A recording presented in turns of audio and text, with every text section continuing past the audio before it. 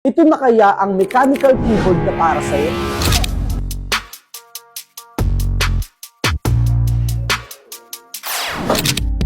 This is the new Attackshark X87. Let's unbox this.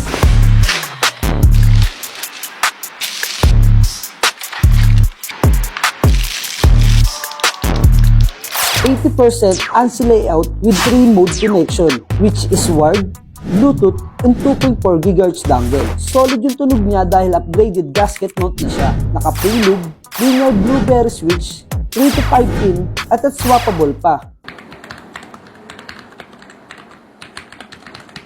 Programmable RGB, south-facing LED, compatible with both Mac and Windows. Perfect for gaming because it's 400 mAh at merong power saving mode.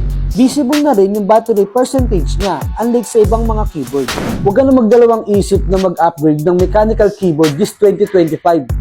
Choose your variant and check out now.